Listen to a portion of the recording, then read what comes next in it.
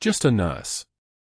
That's what Dr. Sterling said when Megan O'Brien moved past him in the Sacred Heart Hospital emergency department, her scrubs faded from 1,000 washings, her blonde hair pulled back so tight it erased her face. He didn't look twice. He didn't need to. In his calculation, she was inventory, another shift worker to exploit, manipulate, discard. He saw worn shoe leather and tired shoulders. He didn't see the way her hands moved with the precision of someone who had performed life-saving interventions under fire. He didn't see the way her eyes catalogued every exit in every room, the habit of someone trained to always know the way out. He didn't see the legend whose name was tattooed on a veteran's skin 2 floors above, written there by a man whose brain damage had stolen his memory of her face but not his muscle memory of gratitude. The fluorescent lights buzzed overhead like angry wasps as Megan completed her 3rd double shift in 6 days.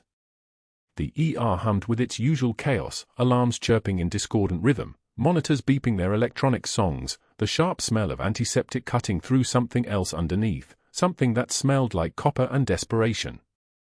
She moved through it all like she was underwater, each motion deliberate and measured, her body operating on a frequency that other nurses simply couldn't match.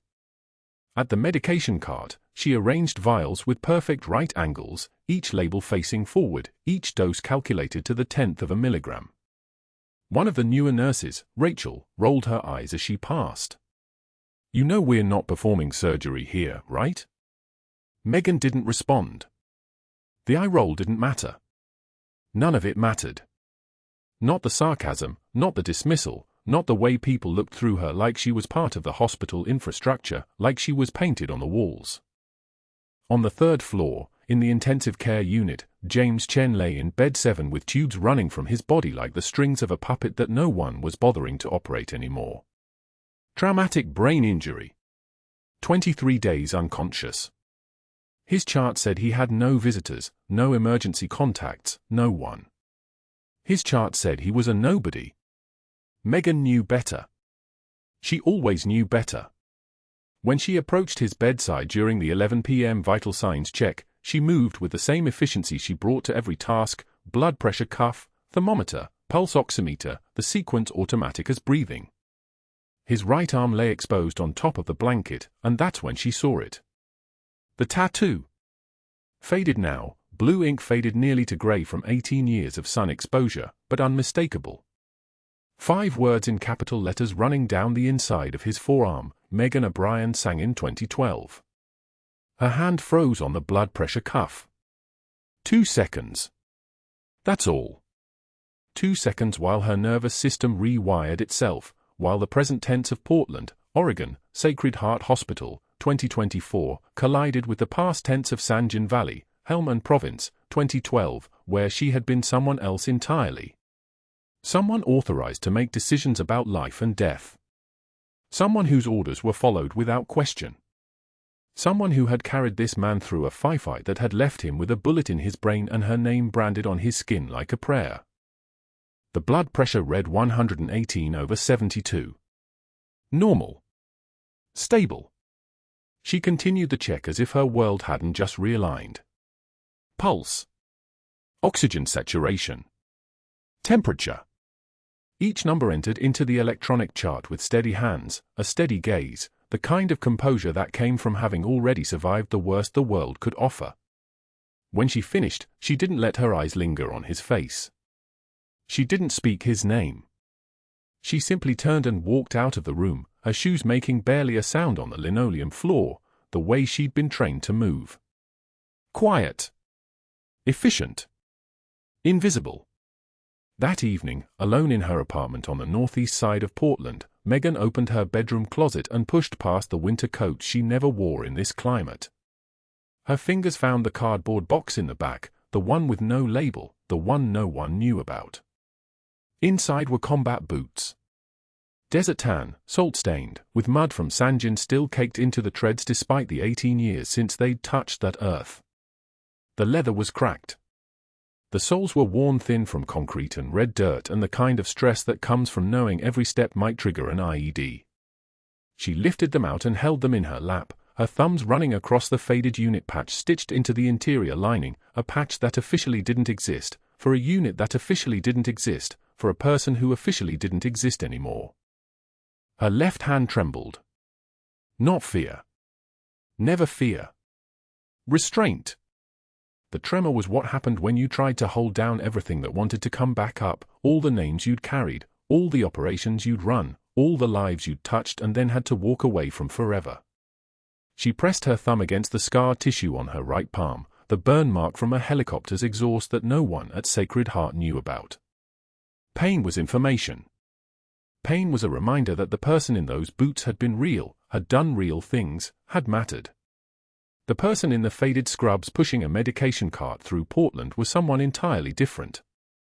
She put the boots back in their box and hid them away again, her hand steady by the time she closed the closet door. The next evening, Dr. Sterling arrived for rounds at 7:15 p.m., his shoes clicking against the linoleum with the rhythmic precision of a metronome. He wore a suit under his white coat, expensive, tailored, the fabric of a man who believed appearances mattered. His shoes alone probably cost more than Megan made in a week. She noticed these things not because she cared, but because noticing things was a habit 18 years hadn't broken. He moved through the ER with a slow, deliberate stride, his eyes scanning charts and clipboards and staff with equal disinterest, the way a predator evaluates which prey is weak enough to isolate from the herd. When his gaze crossed Megan's at the nurse's station, something shifted behind his eyes. Recognition of a different kind. Not recognition of who she was, but recognition that she was someone he could use. His hand brushed across the medication log as he passed, his eyes lingering on her meticulous entries. Each medication time recorded to the exact minute. Each dose verified and double-checked. Her notes in the charts were thorough, detailed, the kind of documentation that would hold up in court. She was, from an administrative standpoint, both a liability and an asset, a liability because she couldn't be pushed into cutting corners on patient care, an asset because her precision made her useful when things went wrong and documentation became evidence. Dr. Sterling stood there for a moment longer than necessary, and Megan felt the weight of his assessment settle over her like a cold breath on the back of her neck. "How long have you been working here?" His voice had the texture of expensive scotch and arrogance. She'd heard voices like it before, usually in officers' clubs at forward operating bases. Men who believed authority was inherent, not earned. 7 years, Dr. Sterling. She kept her tone flat. Deferential. The kind of voice that asked permission to exist. He turned away without another word, but something in his posture had changed. He decided something. The way a chef might regard an ingredient that could either elevate a dish or ruin it. Carry on.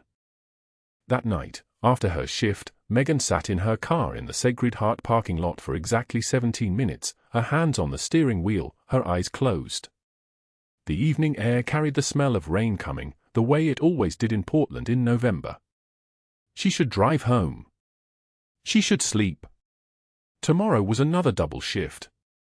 But instead she sat there, and somewhere in the hospital behind her, a man with her name written on his skin lay in a bed, and she knew something was about to change. She could feel it the way soldiers feel where the changes in their old scars, a pressure drop, a shift in atmospheric conditions that meant something worse was coming. She turned the key and drove toward home through streets that would never know what she was, what she'd done, what she was capable of. The nurse's station at Sacred Heart hummed with morning efficiency, fluorescent lights buzzing overhead, the pharmacy printer spitting out medication lists, the coffee maker gurgling its third pot of the shift. Megan stood reviewing James Chen's overnight vitals when Dr. Sterling arrived, his Italian leather shoes clicking against the tile with the rhythm of someone who'd never questioned whether the floor beneath him belonged to him. He stopped beside her, close enough that she could smell his cologne, something expensive that tried too hard to mask the smell underneath, the one that came from knowing he'd won every game he'd ever played. Nightingale, he said loudly, using the nickname he'd invented 3 days ago. Other nurses at the station turned. A resident froze mid-keystroke. I'm starting a betting pool. I'm thinking 7 days. Maybe 8 if she's particularly stubborn. He peeled off a $20 bill and slapped it on the counter beside Megan's shift notes. 7 days before she quits, he continued, addressing the room now, performing for his audience the way predators perform, to establish hierarchy, to announce dominance. Any takers? A nervous laugh from one of the residents. A resident named Torres who'd already learned to smile when Sterling smiled and frown when Sterling frowned. Megan took one measured breath. Her chest rose once, fell once. She didn't look up from Chen's chart. I've outlasted worse odds, Doctor. She turned back to the monitor, her fingers steady as she adjusted the alarm parameters on the telemetry unit. The moment should have ended. It didn't. Sterling lingered for 2 seconds, registering that his performance hadn't landed the way he'd rehearsed it in his shower that morning. Then he walked away, and Megan heard him laugh to someone else, louder, harder, the kind of laugh that pretends it had never paused at all. The afternoon cafeteria was crowded with the lunch rush, 40 staff members moving through the line, conversations layering over conversations, the smell of industrial food service hanging in the air like a low fog. Megan sat alone at a corner table, having learned in her first week that eating with others meant listening to conversations about things she couldn't contribute to without revealing the gaps in her fabricated civilian life. She lifted her tray to leave, turkey sandwich, tomato soup, black coffee, when Dr. Sterling approached with 3 residents trailing behind him like remoras behind a shark. He bumped the underside of her tray as he passed. The sandwich tumbled. The soup bowl followed. The coffee cup flew in a perfect arc and crashed against the tile floor, the liquid spreading like blood spatter across a tan ceramic canvas. Papers from her notebook scattered and absorbed the liquid, words bleeding into illegibility. The room went silent. 40 people had seen it. 40 people immediately looked away. Clumsy today, aren't we, Nightingale? Sterling's voice carried across the cafeteria like a blade across water. His resident snickered on cue, the sound of men who'd learned that laughing with the powerful was safer than sitting with the powerless. Better watch your step. Megan knelt slowly, gathering the debris with the kind of methodical precision that comes from having performed infinitely more humiliating tasks in infinitely worse conditions. One tear escaped her right eye, just one, biological and involuntary, the way grief sometimes leaks past the military training that teaches you how to weaponize composure. She caught it with the back of her hand and wiped it away without looking down, without breaking her breathing pattern, without giving anyone the satisfaction of seeing her flinch. Still kneeling among the scattered papers and cooling soup, she met Sterling's eyes. Her voice came out low, each word landing like a precision strike, the way operators speak when there's no margin for misunderstanding. I've been underestimated by better men than you, Doctor. They didn't survive the mistake either. The silence wasn't brief. It was the kind of silence that happens when 40 people simultaneously realize they've been standing too close to something dangerous and nobody knew it until that moment. The fluorescent lights buzzed. Someone's pager chirped but they didn't check it. Sterling's smirk faltered, half a second, maybe less, but there. His jaw tightened. His left eye twitched. Then the machinery kicked back in and he recovered, pulling James Chen's patient chart from under his arm with deliberate slowness and dropping it at her feet. Paper scattered across the wet floor like leaves in a storm. Pick that up, sweetheart. His voice had edges now, something harder underneath. Your patient's family wants to talk about pulling the plug. Maybe you can explain to them why we're wasting resources on a vegetable. Megan gathered each page methodically, her hands moving with the terrifying precision of someone who'd done things that required perfect fine motor control under conditions that made cafeteria floors look like luxury resorts. The room stayed silent. Staff members found sudden urgent business elsewhere. By the time she finished and stood, the cafeteria had redistributed itself, everyone suddenly somewhere else, everyone suddenly very focused on their own trays and conversations. That evening, alone in her kitchen, Megan reviewed James Chen's chart under the light of a single lamp. Her meticulous eye, trained across 18 months in a CIA medical cell in Kandahar, sharpened through 3 years of field medicine where one missed detail meant someone died, caught what Sterling didn't know she'd see. Equipment charges for procedures never performed. CT scans billed but never ordered. Medication administration documented at times when she'd been physically present in another part of the hospital and knew with absolute certainty the drugs had never left the pharmacy. She cross-referenced Chen's file with the previous 3 weeks of her other patients. All veterans. All families too overwhelmed by disability paperwork and medical terminology to ask questions. All charts showing the same pattern: systematic fraud, methodical and careful, the kind of theft that only works because institutions are built on the assumption that people inside them aren't stealing. Her daughter Maya found her at the kitchen table at 11:17 at night, still wearing her street clothes, the lamp casting her face in sharp relief. On the floor in front of her sat a pair of combat boots, Altama OTB, issued in 2011, the left one still bearing a scuff from a concrete wall in Sangin. The leather was cracked. One lace was missing. They were the only physical proof that the civilian nurse named Megan O'Brien had ever been anything else. Mom. Maya's voice came carefully, the way adult children speak to parents they recognize are breaking. Why are you home so early? Megan couldn't answer. The truth was classified under regulations written by people in offices with no windows. The truth was sealed in government databases behind firewalls that would take a cybersecurity team 3 weeks to penetrate. The truth lived in a place where her name no longer existed, where her service record had been erased so completely that if she died tomorrow, no death notification would reach anyone because officially she'd been dead for 13 years. Budget cuts, she said finally, hearing herself lie to her daughter. Staffing review. But her hand was shaking as she reached for the boots, and Maya saw it, and for a moment, just a moment, her daughter's face registered that something was profoundly wrong with a person she'd loved her entire life and never actually known.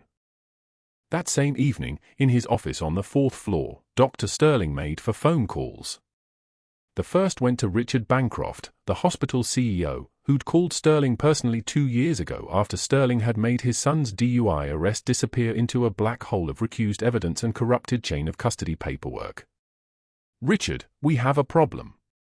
There's a nurse asking questions about billing. I need her gone. The second call went to Margaret Thorne, a board member whose husband had performed a procedure so negligent it had paralyzed a patient permanently. Sterling had taken $300,000 in untraceable payments to ensure the malpractice suit simply vanished from the court system. Margaret, I'm calling in the favor. I need someone discredited professionally this week. The third call went to state medical investigator Thomas Graves, who'd spent for years of his career prosecuting Sterling's competitors whenever Sterling fed him evidence, real or fabricated. Tom, I need you to observe a particular nurse's rounds tomorrow. I need documentation of protocol violations. I don't care if you have to wait until she sneezes wrong. The fourth call went to his executive assistant. Cancel my afternoon.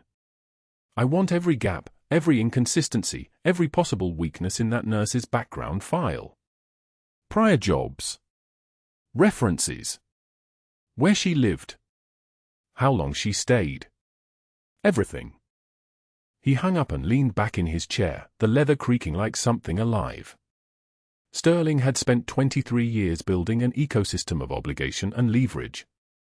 He'd learned that hospitals operate on a currency more valuable than money, the currency of looking the other way. Surgeons who needed someone's legal trouble to evaporate. Board members protecting their families' reputations. Investigators who'd learned that cooperating with Sterling meant funding for their departments and promotions no one else could arrange. He'd built a machine. And Megan O'Brien had just made the mistake of assuming she was stronger than the machine. What happened next would begin with paperwork. It would escalate through conference calls. It would build momentum through the kind of institutional pressure that existed in a space between legality and cruelty, where no single action was technically illegal but the accumulated weight of them could destroy a person's career without leaving fingerprints. Sterling didn't know why she'd said those words in the cafeteria. He didn't know that she'd meant every syllable. He didn't know that the men she'd referenced weren't metaphors, they were Taliban commanders, Al-Qaeda cell leaders, human traffickers who'd made the calculation that Senior Chief O'Brien could be underestimated. They'd been wrong. He'd be wrong too. But that knowledge was still 36 hours away, and in those hours, the machine would turn, and Sterling would press every button he'd ever installed, and he would wait for Megan O'Brien to finally break under the weight of a pressure so absolute and institutional that no single human should survive it. He would wait. He would be patient. He would lose. The ethics hotline at Sacred Heart Hospital had a machine-generated voice that sounded like it was apologizing for existing. Megan sat in her car in the parking garage at 2:13 a.m., engine off, phone pressed to her ear, and began speaking in a voice so controlled it barely registered as human. She described the pattern, the phantom procedures coded to patients who couldn't consent, the equipment charges tripled beyond market value, the offshore wire transfers hidden in vendor accounts that didn't exist 6 months prior. She named names. She cited dates. She spoke for 4 minutes and 32 seconds, each word precise as a surgical incision. When she finished, she ended the call and sat motionless, watching the parking structure's fluorescent lights flicker and hum above her like insects caught in amber. She had just activated something she couldn't deactivate. The tremor in her left hand, the one that appeared when she thought about her daughter, about the classified redacted files that were her entire adult life, didn't appear now. Now her hands were steady as a surgical laser. Sterling received the notification at 4:15 a.m. from a hospital administrator's personal assistant. The ethics complaint had been filed under Megan's employee ID, flagged as urgent, copied to 3 board members and the state medical investigator. He read it twice while sitting in his Mercedes in the parking structure, the heated leather seat warming his spine as the blood drained from his face. Someone had documented everything. Someone had been watching. He made the first call at 4:23 a.m. to the hospital CEO, a man named Hartwell who owed Sterling approximately $840,000 in buried malpractice suits that should have ended his career 8 years ago. The second call went to board member Bancroft, whose son's vehicular assault charge Sterling had personally scrubbed from the public record using a contact in the district attorney's office. The third call was to the state medical investigator, a man named Grayson who had received 43 confidential case referrals from Sterling over 5 years, cases that had conveniently resulted in licenses being revoked for Sterling's competitors.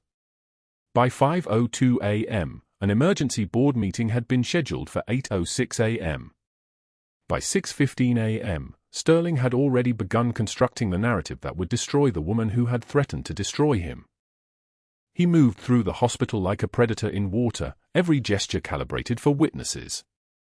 He stopped Megan outside the medication room at 6:42 a.m., his voice carrying the casual authority of a man with nothing to fear.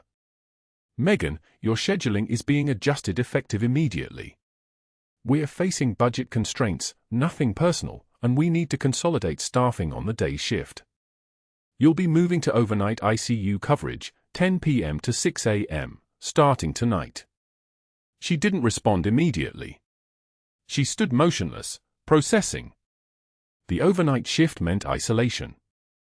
The ICU meant reduced autonomy, every intervention requiring approval from an attending who would now be Sterling himself. The night crew was skeletal, a handful of nurses managing 20 patients with minimal administrative oversight. She would be working in the dark, literally and figuratively, separated from her day-shift allies, invisible to the hospital's administrative machinery. Sterling smiled, the expression of a man who had just moved his queen into position. "You understand, I'm sure. We're all making sacrifices." Before she could respond, he turned and walked away, his footsteps echoing down the hallway with the confidence of someone who believed the match was already won. James Chen's cardiac monitor began its escalation at 3:34 p.m. on the afternoon shift. The ST segment elevation appeared like a whisper at first, a subtle change in the electrical pattern that meant fluid was beginning to accumulate around his heart, building pressure, restricting the organ's ability to beat. Megan noticed it during her pre-shift assessment, pulling up Chen's monitor at the nurse's station before her 10 p.m. start. The chest X-ray from noon showed haziness in the cardiac silhouette, subtle enough to miss if you weren't looking, catastrophic if you ignored it. She documented the finding and prepared a consult request for the attending cardiologist, her fingers moving across the keyboard with mechanical precision. The system was designed for transparency. Every consult, every order, every intervention left a digital trail. Within 30 minutes, Sterling intercepted the request. He arrived at the ICU with Chen's chart open on his tablet, his presence announcing itself before his voice did, the kind of entrance that made nurses adjust their posture and lower their eyes. "I see we're getting a little aggressive with the workup on Mr. Chen," he said, his tone conversational, poisonous. He stood at the foot of the bed, silhouetted against the monitor's glow, reviewing the chest X-ray image. His vitals are stable. Oxygen saturation acceptable. I don't see a clinical indication for expensive echocardiography on a patient whose family is already considering comfort care measures anyway. He was lying. Megan had spoken to Chen's daughter that morning, and the family wanted everything done. But the lie didn't matter. What mattered was what Sterling did next. He pulled up the order system on his tablet and typed 3 sentences that would have been invisible to anyone not specifically looking for institutional sabotage: patient stable on current monitoring protocol. Additional imaging not indicated at this time. Nursing staff not authorized to order additional testing or consultations without attending approval. His signature went into the system at 3:58 p.m. Then came the reassignment. Sterling called Megan into his office at 4:45 p.m., his desk perfectly organized, his manner the image of professional concern. "I need you in pediatrics tonight. We're short-staffed after that flu outbreak, and you have excellent rapport with children.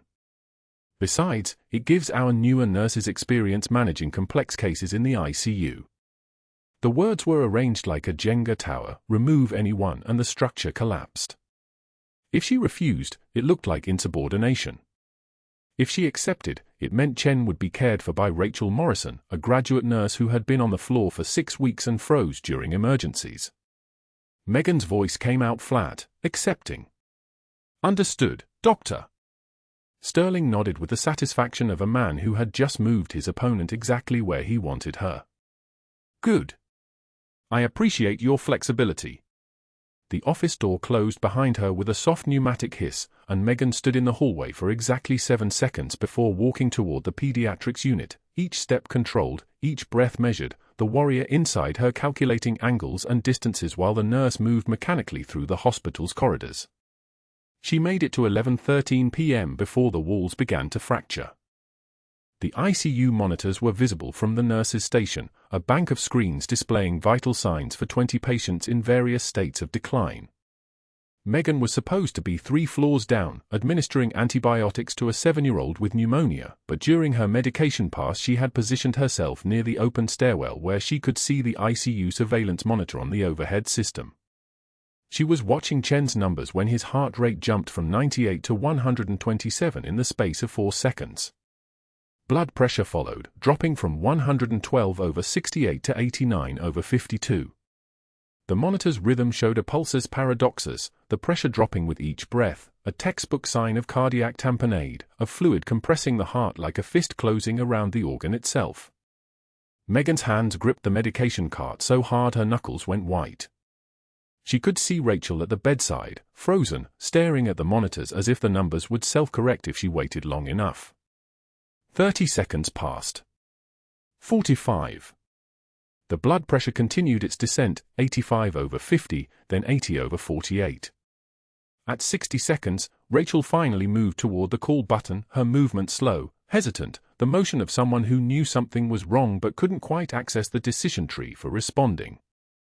Megan left the medication cart where it stood.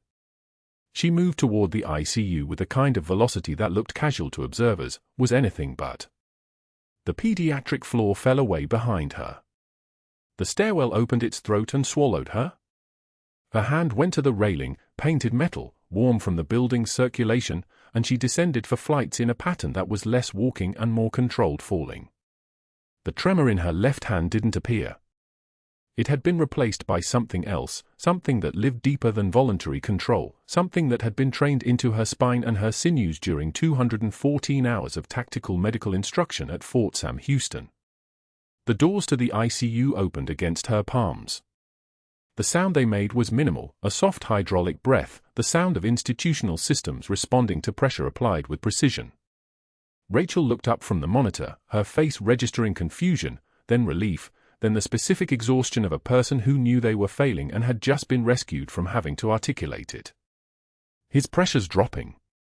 I called for the resident but nobody. Megan was already moving, her assessment complete before Rachel finished speaking.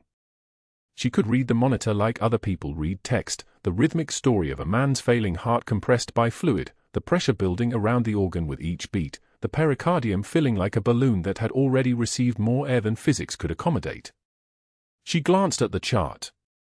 Sterling's note sat at the top, a digital monument to obstruction and malice. No additional orders. No authorization for intervention. She was operating in direct violation of explicit instruction. She was burning down her career before it even had time to become real. She was, in other words, doing exactly what she had been trained for. Get me an ultrasound machine. Now. 14-gauge spinal needle, 3.5-inch. Normal saline, sterile field. Megan's voice had dropped an octave, had shifted into something that came from her chest instead of her throat, something that made Rachel move immediately without questioning. The words weren't framed as requests. They were commands delivered in the tone of someone accustomed to being obeyed. And don't call the resident. Don't call Sterling. Don't call anyone. You see nothing. You document nothing. You understand me? Rachel nodded, her face blank with the specific shock of discovering that the quiet nurse with kind eyes was something entirely different than she had appeared to be. The ultrasound machine was wheeled in 60 seconds. Sterile field, already prepped. Chen's right upper quadrant exposed. Megan's hands moved through the assessment the way her hands had moved through 100 trauma cases in facilities that no longer officially existed, the ultrasound probe positioned at the fourth intercostal space, mid-axillary line, the image resolving into a grayscale map of anatomy. There. The fluid accumulated around the heart, 2 centimeters of accumulated blood compressing the ventricle, visible as a dark halo around the cardiac silhouette. A pericardial effusion. Cardiac tamponade in its early stages. Another 30 minutes and Chen's pressure would bottom out entirely. Another hour and the heart would stop producing meaningful output. The body could only compensate for so long before compensation became physiological surrender. Megan's hands went through the preparation ritual.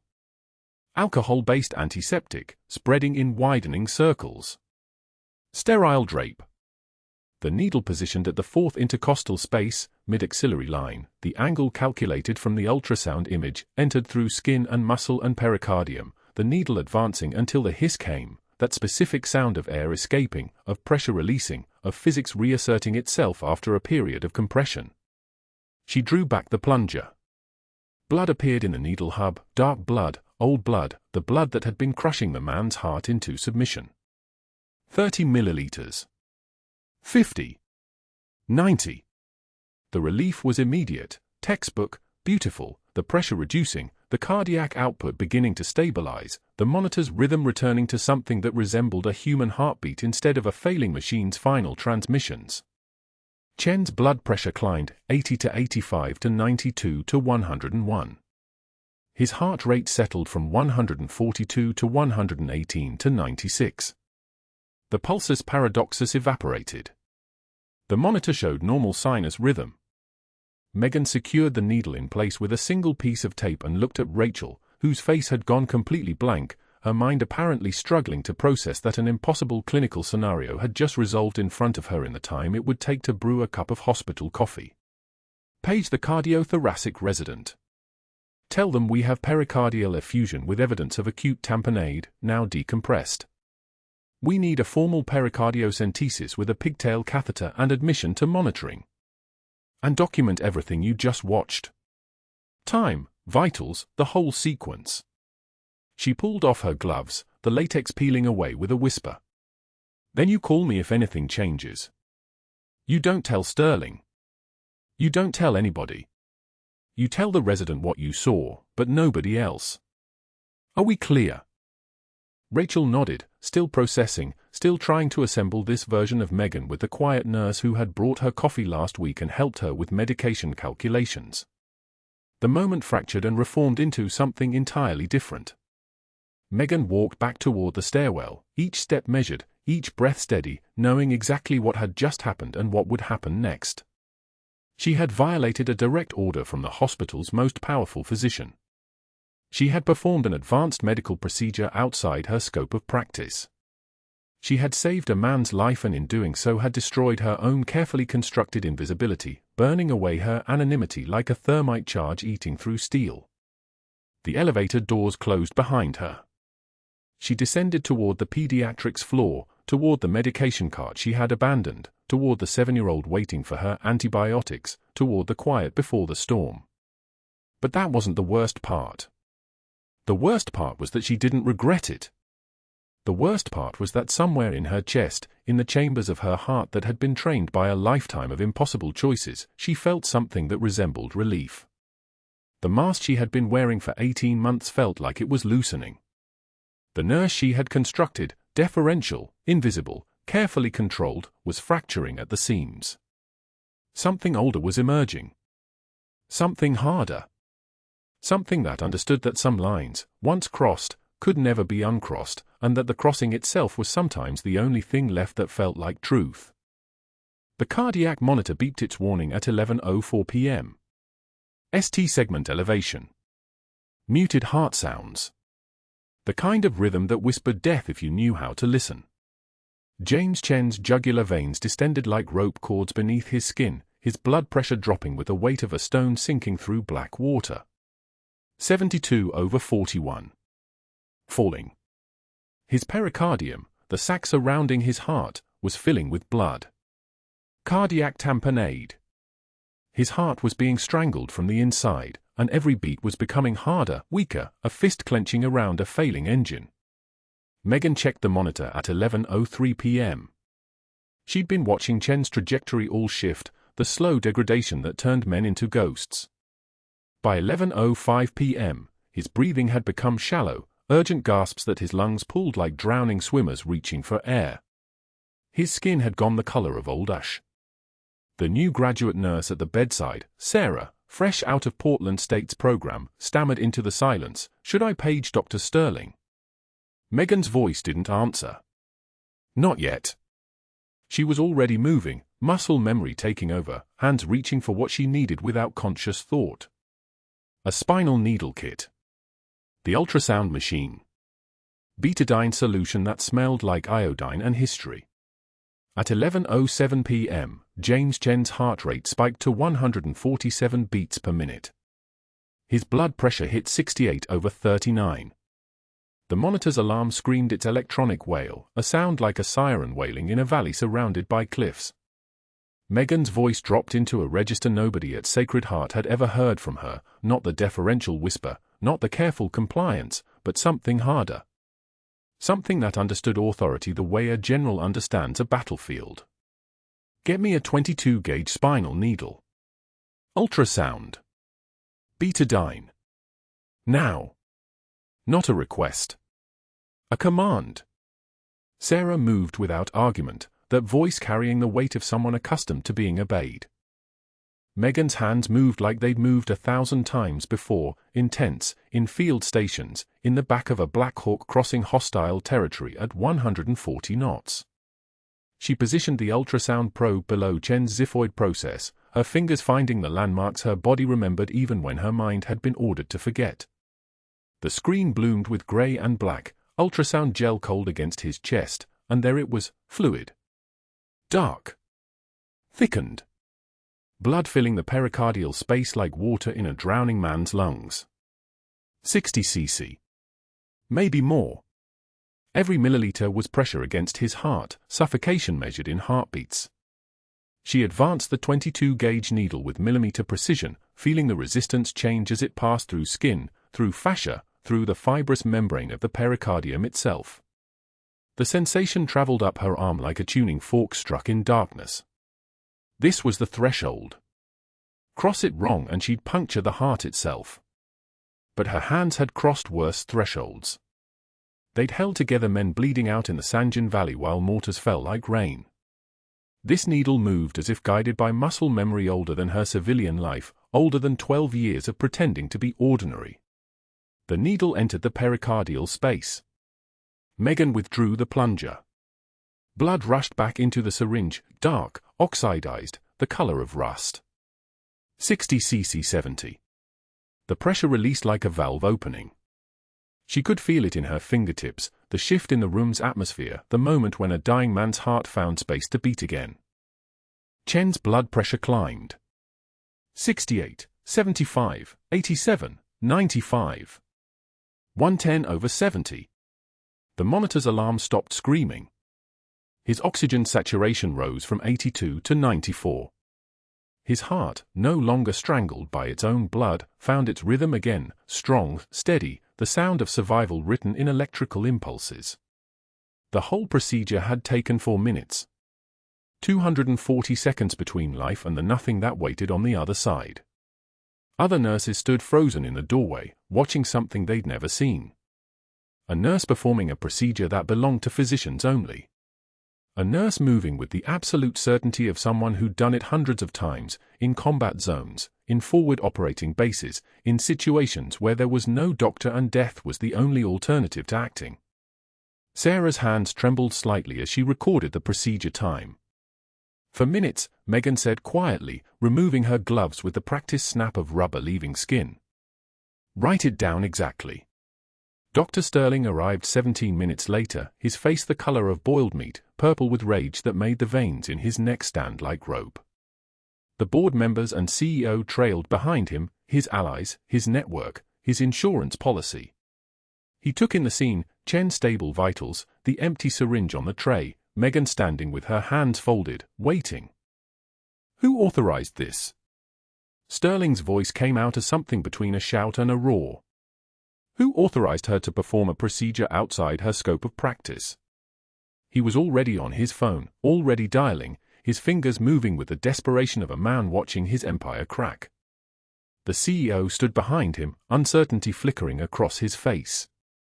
One of the board members stepped back slightly, creating distance. Megan's voice remained level. His heart was being compressed by pericardial effusion. Blood pressure 68/39. He was dying in the next 60 seconds. Each sentence came out clean, precise, stripped of emotion. I performed an emergency pericardiocentesis with ultrasound guidance. Procedure successful.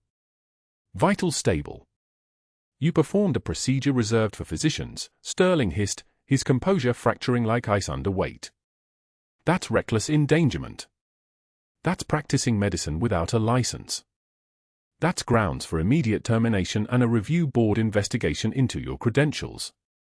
His words came faster now, less controlled, the careful strategic operator dissolving into something more desperate. Get security. I want her out of this hospital within the hour.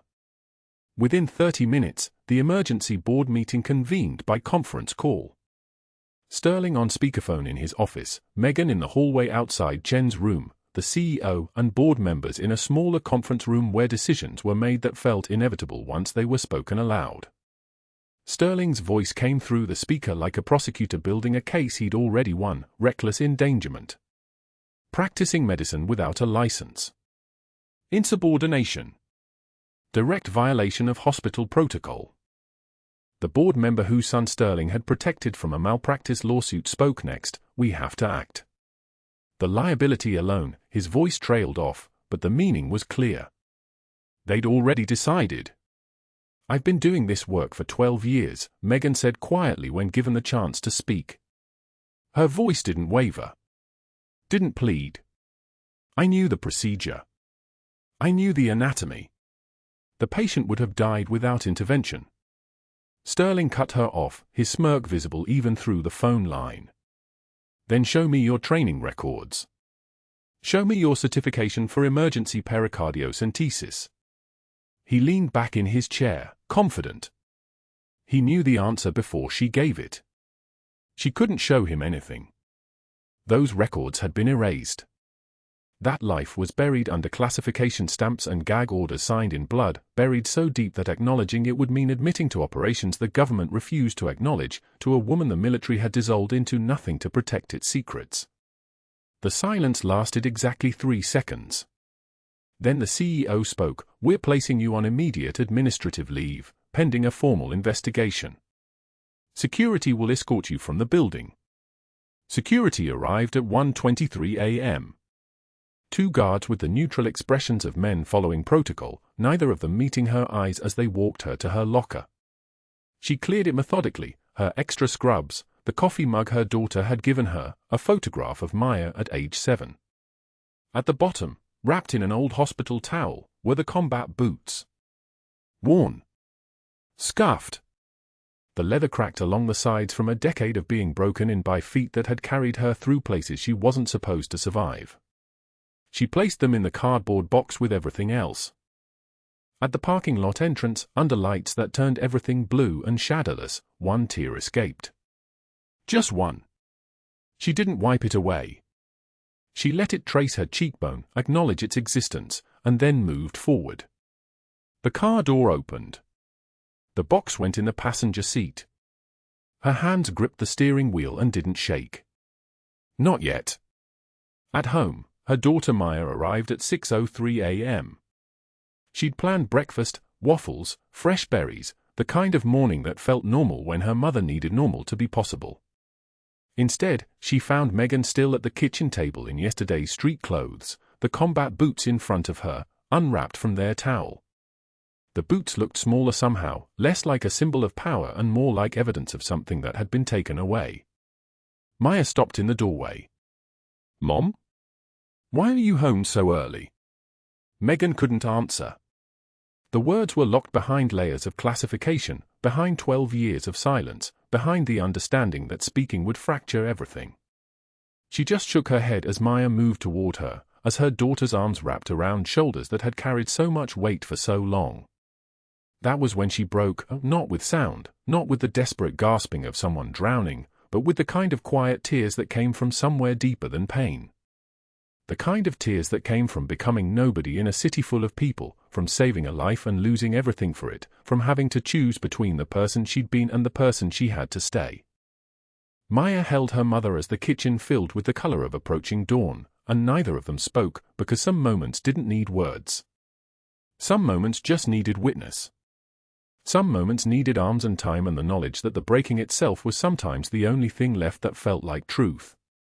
At 9:02 a.m., Dr. Sterling was conducting rounds with the CEO and one of the board members who still stood by him, moving through patient rooms with the confidence of a man who'd just eliminated a problem.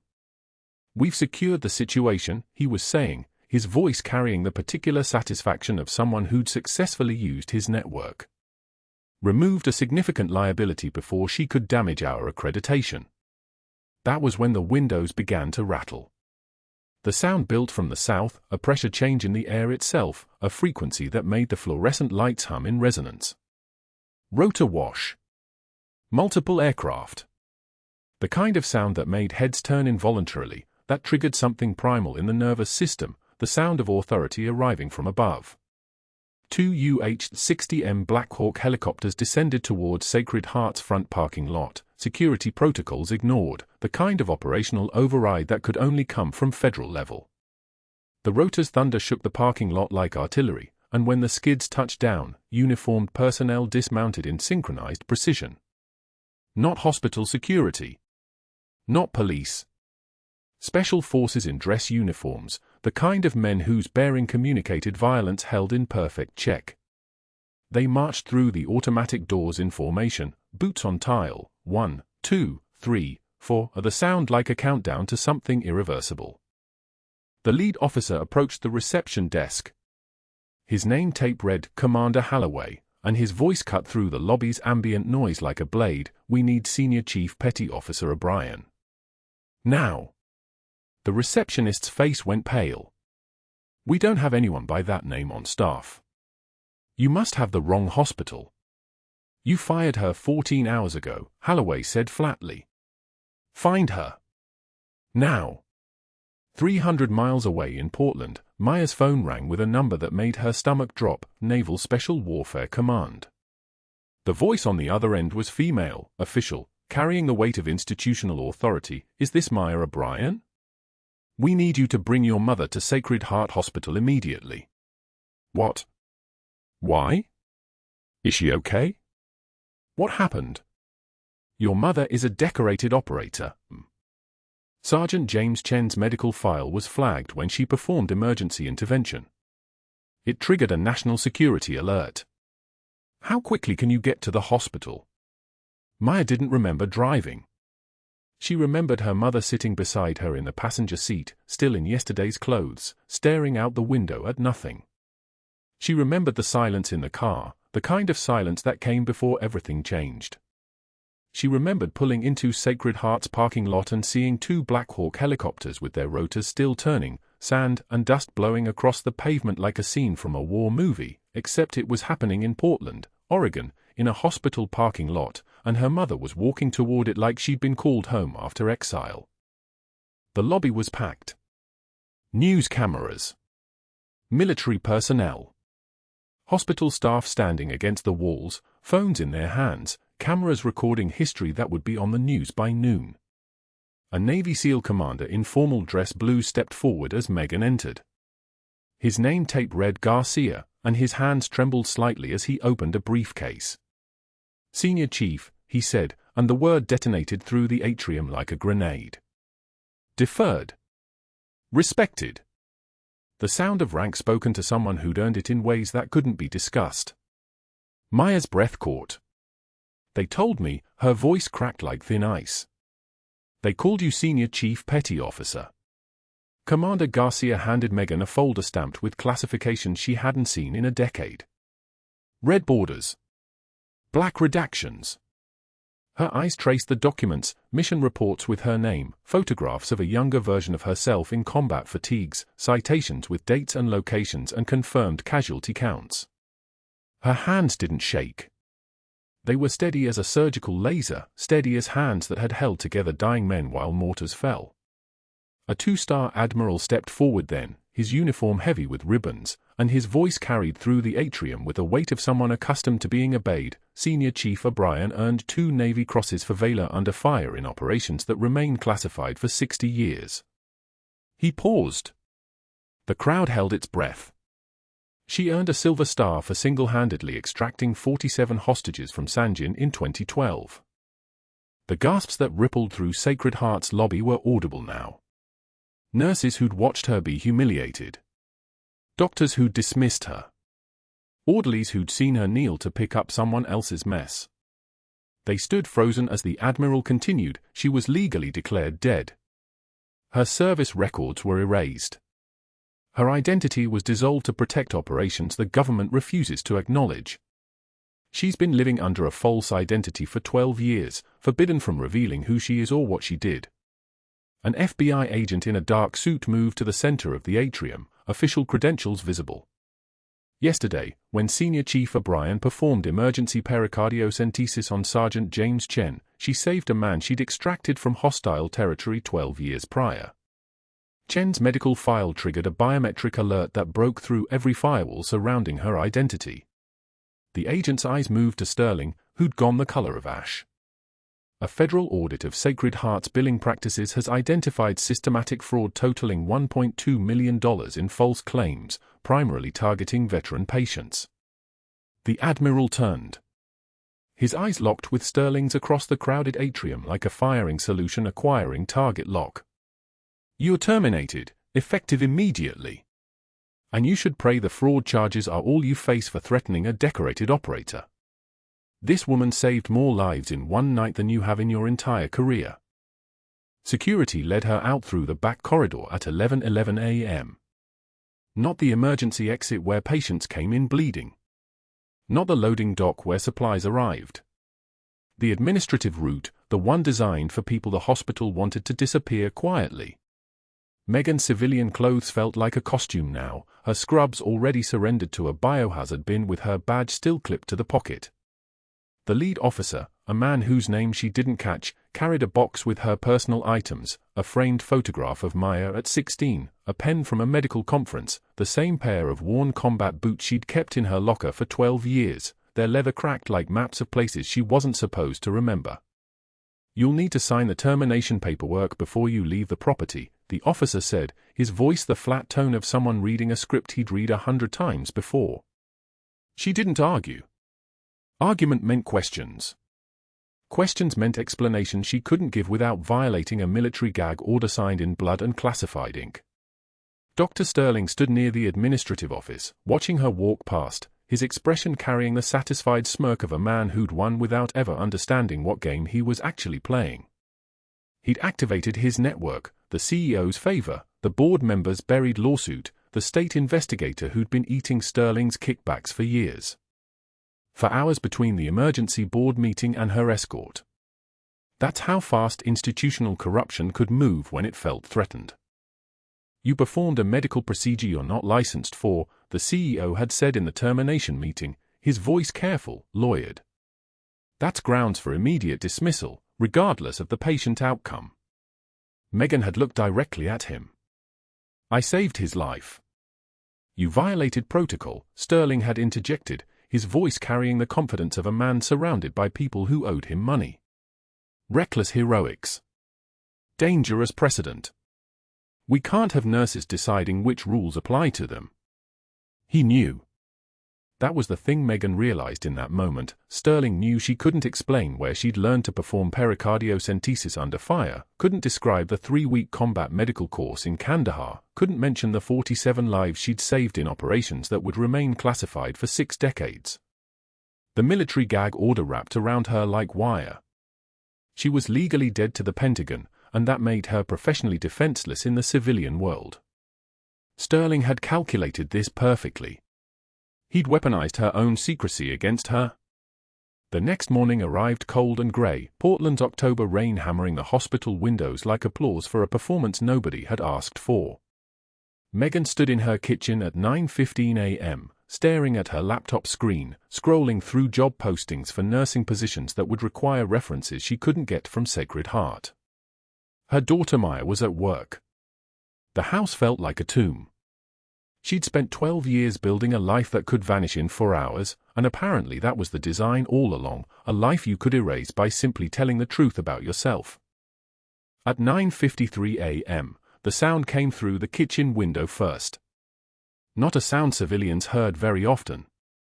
The unmistakable percussion of dual-rotor blades cutting through Portland airspace, the distinctive thump-thump-thump of a UH-60M Black Hawk, the kind of helicopter that made car alarms activate 3 miles away. Megan froze, her coffee cup suspended halfway to her lips. The sound grew closer, not approaching the airport, not heading toward the convention center. Coming towards Sacred Heart Hospital. She moved to the window. A second helicopter appeared from the north, matching pace with the first, both descending toward the parking lot in a maneuver that required coordination you only saw in military operations. The rotor wash flattened the trees. A utility van that had been parked across the street suddenly activated its lights, not police blue, but the authoritative amber of federal vehicles. Her phone rang. Unknown number. She answered. Senior Chief O'Brien. The voice carried the clipped precision of military protocol. This is Commander Harrison, Naval Special Warfare Command. We need you to know what's about to happen. The next minutes moved with the choreography of something that had been planned for months.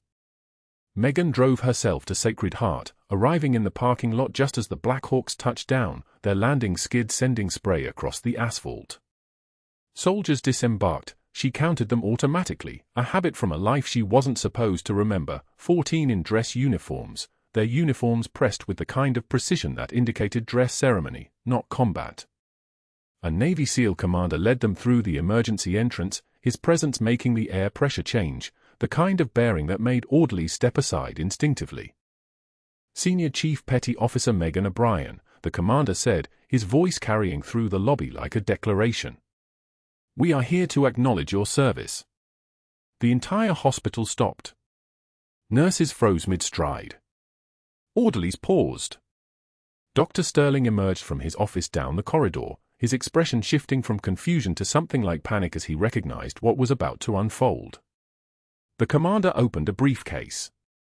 Inside were documents, citations, medals that Megan hadn't seen in 12 years. He read her records aloud, his voice steady and official, 2 Navy Crosses for extraordinary heroism under fire. A Silver Star for gallantry in action. 2 Purple Hearts from combat wounds sustained in service to this nation. 47 lives saved in classified operations spanning 3 tours across Helmand Province, Kandahar Province, and the Anbar region of Iraq. All operations maintain classified status for 60 years pending federal review. An FBI agent stepped forward, a woman with the kind of face that had seen too much corruption to be surprised by anything. She addressed the assembled crowd, her voice cutting through the shocked silence like a scalpel through tissue. Federal audit of Sacred Heart Hospital's billing practices reveals systematic fraud totaling approximately $1.2 million. Phantom procedures. Inflated equipment charges. Unauthorized kickbacks from medical suppliers. This investigation was triggered when veteran James Chen's biometric data matched classified Pentagon records, breaking through federal firewalls designed to protect an active operator's identity. The investigation expanded to include financial crimes spanning 4 years. She paused, letting that settle. These crimes would have continued undetected if not for the extraordinary actions of the person you attempted to destroy this morning. Sterling's face had gone the color of old concrete. His allies were no longer standing with him. The CEO had stepped backward, his hands raised slightly, his body language the universal posture of someone who claimed no knowledge of anything. The board member was actively stepping away, his phone already in his hand, his fingers moving with the frantic urgency of someone calling an attorney. The state investigator Sterling had been feeding cases to was texting with visible panic, his thumb moving so fast he was visibly shaking. Dr. Sterling, a 2-star admiral said, stepping forward in dress whites that made Sterling's regular clothes look like pajamas. You are terminated, effective immediately. Your employment contract with Naval Medical Command is void. Your security clearance is revoked. Federal prosecutors will contact you regarding conspiracy charges. You should pray the fraud charges are all you face for threatening a decorated operator in the course of her federal duties. It wasn't loud. It wasn't theatrical. It was the kind of authority that doesn't need to raise its voice because it speaks from the foundation of institutional power Sterling had thought he was using. News cameras were already present, hospital security had called them minutes after the Black Hawks landed, and they captured Sterling's face as federal agents approached with handcuffs that looked like extensions of justice itself. The perp walk happened in the same lobby where Sterling had thrown Megan's lunch tray on the floor 3 weeks earlier. The same corridor where he'd thrown a patient chart at her feet and smirked. The same hospital where he'd activated every alliance he'd spent years cultivating, only to discover that those alliances evaporated the moment they got subpoenaed. His wife watched from the administrative office, her face carrying the expression of someone who'd just realized their entire life was made of stolen money. The CEO was already coaching his own attorney in a corner. The board member was nowhere to be found, parking lot, probably, heading for the airport. By evening, local news stations were running the story on a loop, ER director arrested in multi-million-dollar fraud scheme targeting veterans' healthcare. By the next morning, federal investigators had discovered offshore accounts, cryptocurrency transfers, evidence that Sterling had been systematically billing phantom procedures to both private insurance and the VA system. The hospital's Medicare certification was suspended pending review. The state medical investigator who'd spent days building a case against Megan for practicing outside her scope was now cooperating with federal prosecutors in exchange for immunity. Every brick in Sterling's wall crumbled simultaneously, all of them becoming evidence against him. Meanwhile, in the ICU, Megan sat beside James Chen's bed in dress uniforms that had been delivered by courier that morning, crisp whites with gold insignia, ribbons arranged in the ascending order of honor. Chen's eyes had been opening and closing throughout the morning, consciousness returning in fragments like radio signals finding their frequency. At 2:14 p.m., his eyes focused on her face with actual recognition, and his right hand lifted with the trembling effort of someone discovering movement again. He showed her the tattoo on his inner forearm, the one he'd borne for 12 years without knowing whose name it carried. Megan O'Brien, he whispered, his voice shredded from intubation but carrying absolute certainty. You carried me. In Sangin. I couldn't remember your face but I never forgot your name. She took his hand. For the first time since she'd put on civilian clothes, her eyes released what they'd been holding.